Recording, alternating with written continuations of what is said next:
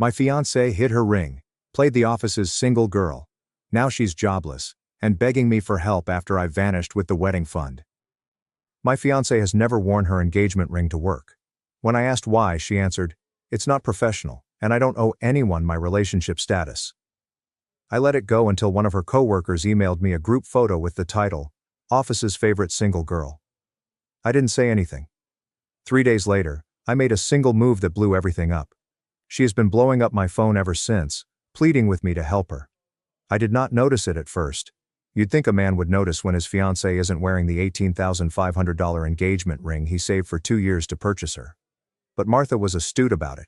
She'd take it off just before leaving for work and put it in her purse. Then she'd put it back on the moment she walked through our door in the evening. It wasn't until I surprised her at lunch one day with her favorite sandwich from the deli across town that I spotted her bare finger. "Where's your ring?" I inquired, placing down her meal. The question appeared to startle her. Her gaze flickered to her hand and then back to me. "I don't wear it to work." "Since when?" "Since always, James." She unwrapped her sandwich and avoided my gaze. "I've never worn it to work." I sat there astonished, trying to grasp everything. We had been engaged for 7 months.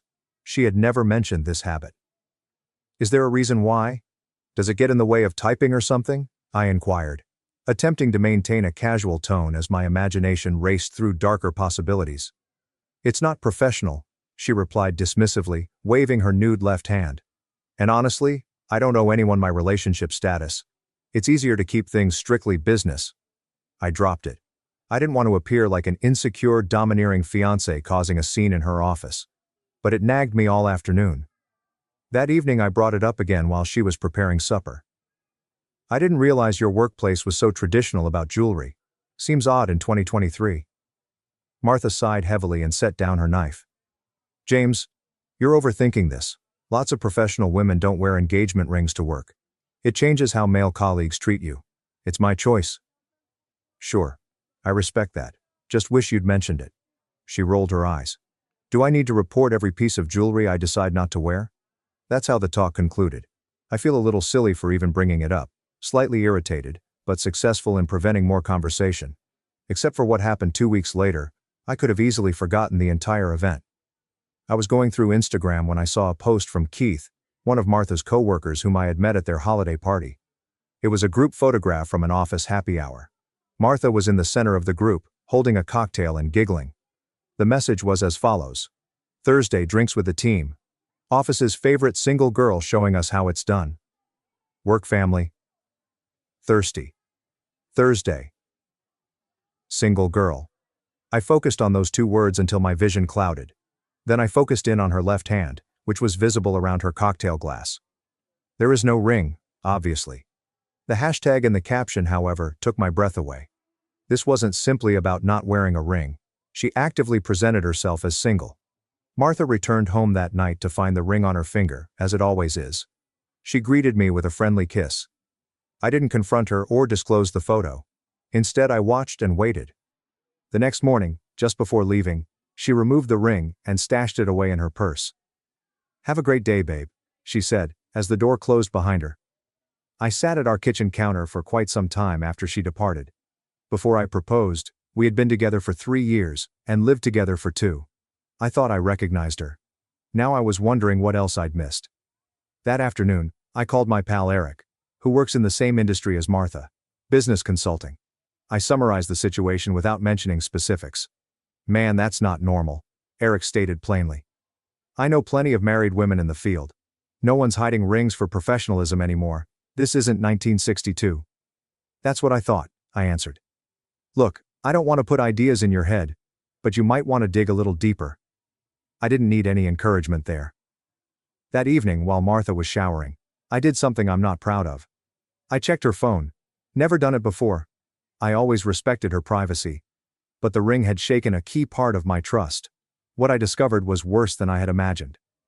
I was unaware that there was a different Instagram account, a Tinder profile that was active as recently as last week, and text interactions with men, including Keith from the office, revealed that she wasn't just appearing as single, she was acting single. I took screenshots of everything, emailed them to myself, and returned her phone just how I had found it. When she got out of the shower, I managed to act normally. For the following 2 days, I was filled with cold, planned fury. I didn't yell or confront her. Every evening she'd come in with that ring on her finger, kiss me, ask about my day, and I'd pretend everything was good, all while plotting my escape. On the third day, I made a move. I waited till she departed for work, the ring neatly tucked into her purse. Then I packed my important items, piled them into my truck, and headed to the bank.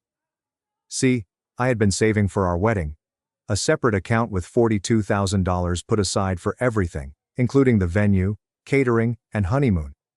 Martha was aware of this account, but did not have access.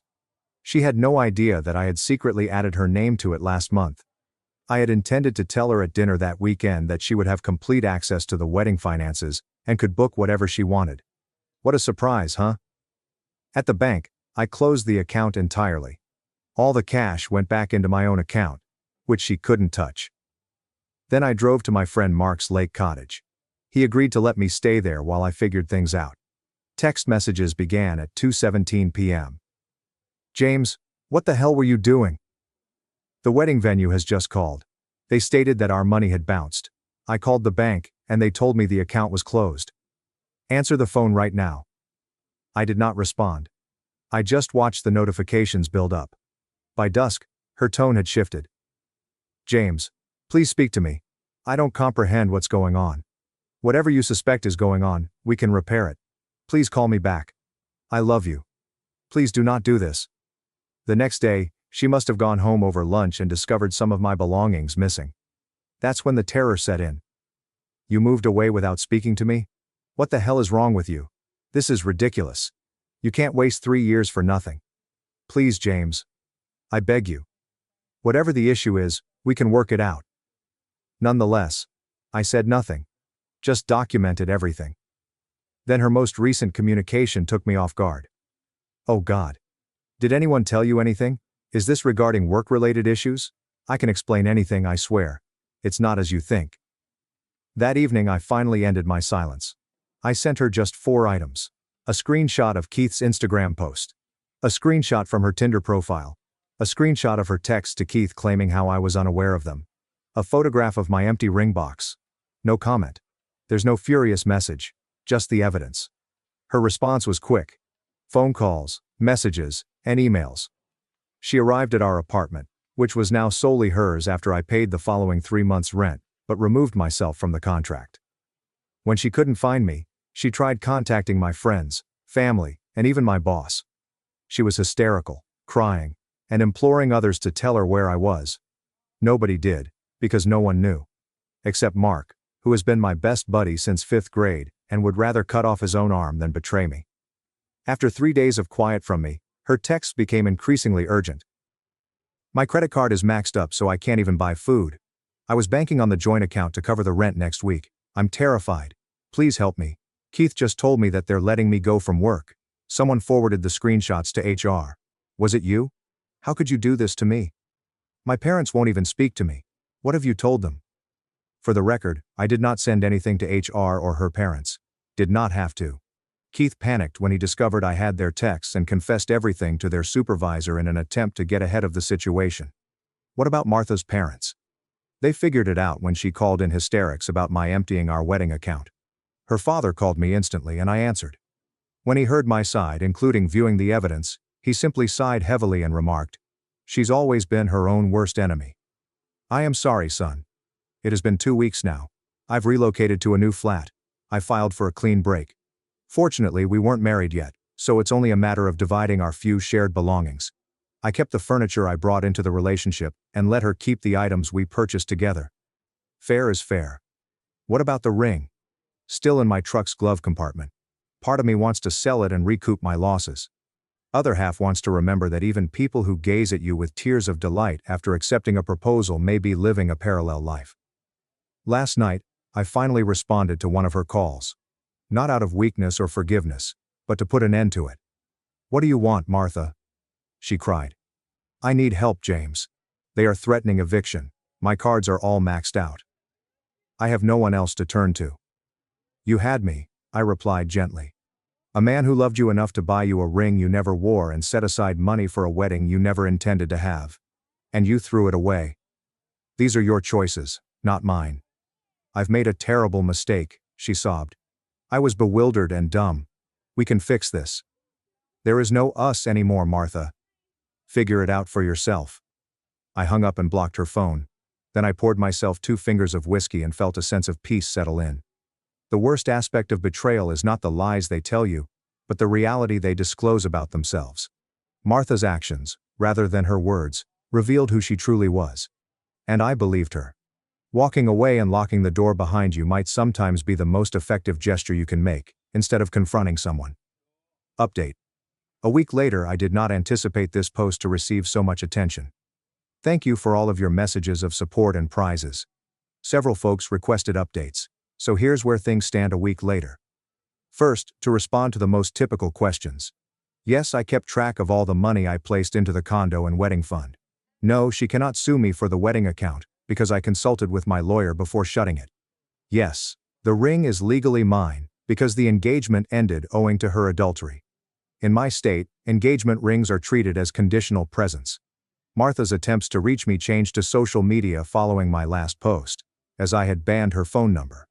She's been providing a very different version of the story, saying that I financially mistreated her by taking our wedding fund and leaving her without resources. A few common acquaintances initially believed her, until I personally showed them the facts. The most unexpected event came from Keith's wife. Yes, it appears that he has one. Or had one. She contacted me on Facebook thanking me for unwittingly revealing their affair. Keith had been telling both her and Martha the same story about being dissatisfied in his primary relationship. When everything went wrong at their business, she found out about Martha and numerous other women. She has filed for divorce and brought their children to live with her parents. Martha's financial position is unknown, although I have heard from common friends that she has returned to live with her parents. Her father, whom I had always admired, called me again to apologize for the incident. He said that he and his wife had enabled Martha's actions throughout the years and never held her accountable. Maybe this is the wake-up call she needs, he told her. In the midst of a difficult situation, I appreciated his decency. I sold the ring yesterday. I took a 30% loss on what I paid, but it was worth it to close that chapter. I used some of the money to schedule a solo trip to Montana next month. I've always wanted to try fly fishing. My new apartment is coming together. Simple. Clean. Mine. I've reunited with acquaintances whom I had neglected during my engagement with Martha. In retrospect, it appears that she gradually isolated me from a number of people who weren't good for us. A friend persuaded me to join him at his boxing gym. Hitting the heavy bag 3 times a week has been the best therapy I could have asked for. I am sleeping better, thinking more clearly. Those who said I revealed Martha out of vindictiveness are missing the point. I did not send screenshots to her job or harass her on social media. I just left a fake relationship and let the truth speak for itself. The domino effect that followed was a natural result of her own activities. The most difficult element has been regaining trust in my own judgment. I keep wondering how I missed the signs for so long. My therapist, yes, I began seeing one, says, it's normal. We see what we want to see in our loved ones. Until we can no longer ignore reality. To the guy who said I should have confronted her like a man instead of sneaking around, confrontations, buddy, are for individuals who deserve an explanation. You do not owe a play-by-play to someone who has been fooling you for months. I'm not angry anymore. Simply reflective. At 39, I expected to be married with children by now. Instead, I am starting over. But for the first time in a long time, I'm making decisions based completely on what I want, rather than compromising on someone else's falsehoods. That is freedom worth keeping. Update. 3 months later. Many of you have continued to check in, so here's a last update on how things have turned out. Martha's parents eventually imposed restrictions on her stay with them, including rehabilitation and finding a new career. Martha's younger sister, who contacted me last month, said she has been diagnosed with narcissistic personality traits and is finally receiving professional help. Not my circus, not my monkeys, but I hope she can find peace. Keith's divorce is becoming increasingly messy. His wife's attorney asked me for a statement about what I knew about their affair. I simply gave real information, dates of texts I saw, content that expressly stated his marital status. No editorializing, just facts. His soon-to-be ex wrote me a thank you card last week. It turns out he broke a crucial non-disclosure condition in their prenuptial agreement by discussing their marriage with Martha. Actions. Consequences. My life has settled into a new normal. That Montana fly fishing trip was just what I needed. A week of mountains, rivers, and no cell service. I came back feeling like myself again. The boxing gym has been a regular component of my day. I lost 15 pounds of relationship stress and got a definition that I hadn't seen since my early 30s. Work is going well. I was promoted last month. It could have occurred anyhow, but having my whole attention back on my business rather than handling Martha's incessant crises has surely helped. Dating? Not yet. I've had possibilities, but I'm taking my time and focusing on becoming comfortable by myself first. My therapist says it's fine, and for once, I'm listening to professional advice rather than attempting to push through on my own. The money from the ring paid for not only the Montana vacation but also a photography course I'd always wanted to take. I discovered I have a decent eye for landscapes. It has become a weekend passion that keeps me outside and focused on something productive. Last week, I ran into Martha at a grocery store. The first time I'd seen her since everything transpired. She appeared different, slimmer, less makeup, and more subdued. She approached carefully, asking if we might talk sometime. I told her that while I was delighted she was getting help, I didn't see the need in rehashing old wounds. She accepted it without protest, possibly as a sign of development. As I was leaving, she remarked something that stayed with me. I never deserved the ring. Not because of what I did, but because I never realized what it meant. For once, we agree on something. So that's it. This is the final update. I wanted to express my gratitude to this community for its support at one of the most difficult times in my life. Your comments, notes, and shared experiences helped me realize that I wasn't insane for feeling deceived, and I wasn't wrong to move away. To anyone experiencing something similar, trust your instincts. Document everything. And remember, how you handle betrayal reveals more about your character than it does about theirs. Life carries on. Sometimes things turn out better than you could have imagined. Edit. Financial clarification. Several individuals have inquired about the financial elements of the breakup, including if Martha had a legal claim to the wedding cash. To clarify, the account was completely in my name until 1 month before it blew up. I added her as a beneficiary, but not as a joint account holder. She had never contributed to it. All monies came from my private savings. I spoke with a lawyer before closing it, and he affirmed that I was completely within my legal rights. The question of whether it was a kind move is subjective, but that was perfectly lawful. Edit 2. The one move that blows everything up. To the person who inquired what the one move was, it was to close the wedding account. Martha had previously placed multiple non-refundable deposits with merchants, assuming she had access to the monies. When the account was canceled, payments bounced, vendors contacted her, and her house of cards crumbled. I did not deliberately reveal her double life. I simply discontinued my financial assistance. The truth was revealed. Edit 3. On financial support, following betrayal. Reading some of these responses was eye-opening. Are you seriously proposing that I should have continued to financially support her during the transition period? Would you continue to support the lifestyle of someone who was intentionally deceiving you? Respect is a two-way street. When she opted to depict herself as single while enjoying the financial stability of our engagement, she gave up any right to my assistance. You reap what you sow.